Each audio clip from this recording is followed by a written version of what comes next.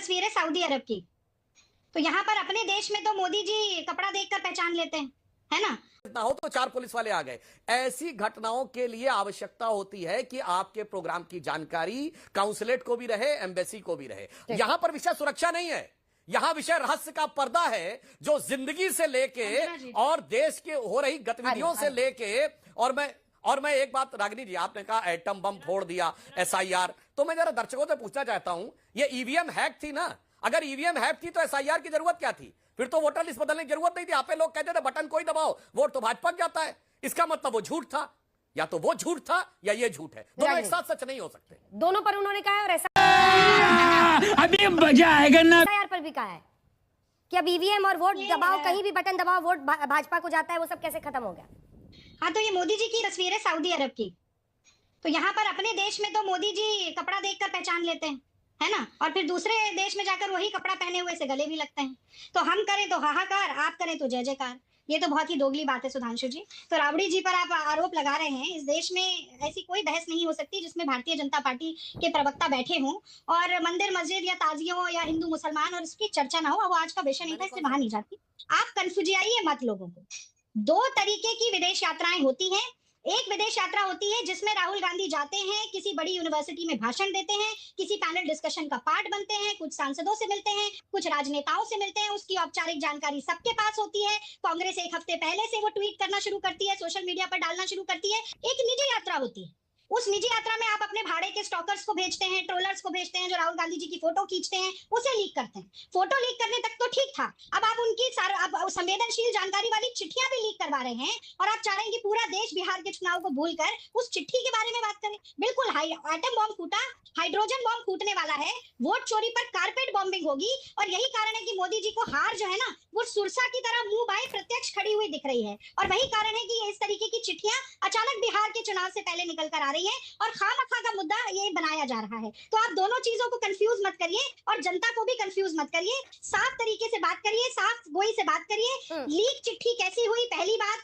Timing कैसी है, दूसरी बात। सीआरपीएफ की क्या विदेश में क्या भूमिका है, चौथी बात। और आप किस तरीके से उसको घुमा फिराकर जलेबी बनाकर प्रस्तुत कर रहे हैं, ये आखिरी बात। और अंत में एक लाइन और बोलूंगी अंजना जी। आपने कहा बहुत सारे पैसे, करोड़ों रुपए सुरक्षा में लगते हैं वीआईपी नेताओं की, बिल्कुल सही बात। 295 करोड़ रुपया जो 2021 से 2024 के बीच में मोदी जी की विदेश यात्राओं में लगा, वो भी जनता का पैसा था। ट्रंप ने जैसे मखौल बनाया, तारीख पे तारीख की जगह टैरिफ पे टैरिफ हम पर लगाया, क्या मिला हमें? यात्राओं से हाउडी ट्रंप, नमस्ते ट्रंप, डोनाल्ड ट्रंप, ये सब हुआ।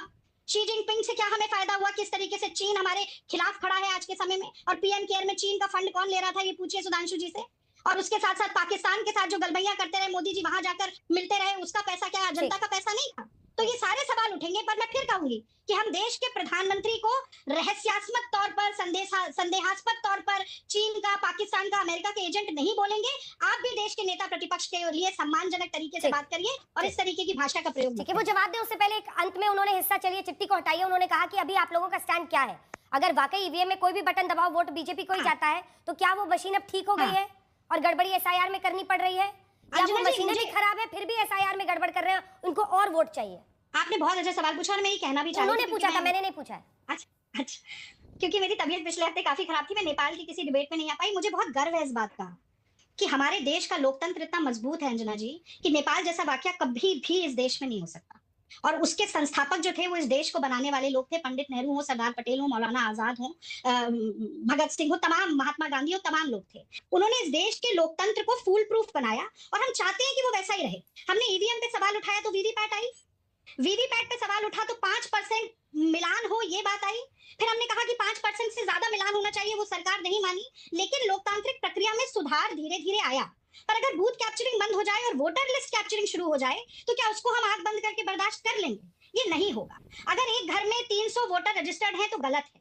अगर किसी का मकान नंबर 0 है तो गलत है। अगर किसी के माता पिता का नाम XYZ TPQRTS है तो गलत है। अगर आप डिजिटल, जब तक सुप्रीम कोर्ट कान ना उमेठे तो आप आधार कार्ड को मान्यता निराधार बना देंगे, मान्यता नहीं देंगे तो वो गलत है। अगर आप डिजिटल रीडेबल इलेक्टोरल रोल्स नहीं देंगे तो वो गलत है। और हमने उसका प्रत्यक्ष प्रमाण अंजना जी चंडीगढ़ के मेयर चुनाव में देखा।